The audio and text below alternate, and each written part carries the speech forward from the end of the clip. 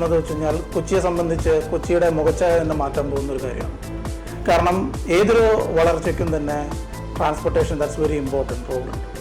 ഈ ട്രാൻസ്പോർട്ടേഷൻ നമ്മൾ മെട്രോ വരുന്നതോടെ നമ്മുടെ എന്ത് സംഭവിക്കുന്നതെന്ന് വെച്ച് കഴിഞ്ഞാൽ നമ്മുടെ ട്രാൻസ്പോർട്ടേഷൻ ആളുകൾ തമ്മിലുള്ള ഇൻട്രാക്ഷൻ ഇതെല്ലാം വളരെ ഫാസ്റ്റ് ആവും.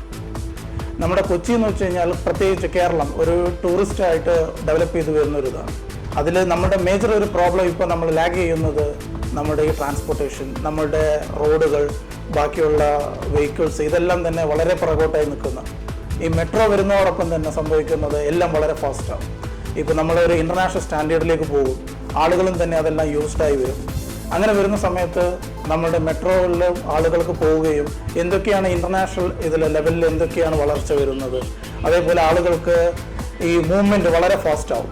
ഇന്ന് സംഭവിക്കുകയാണെങ്കിൽ നമ്മുടെ കൊച്ചിയിൽ നിന്ന് ഇന്നിപ്പോൾ ഒരു MG റോഡിലേക്ക് പോവുകയാണ്, ആലുവിൽ നിന്ന് ഒരാൾ പോവുകയാണെങ്കിൽ അതിനെടുക്കുന്ന ടൈം ഇപ്പോൾ മെട്രോ വന്നു കഴിഞ്ഞാൽ ഇത് വളരെ അടുത്തായി.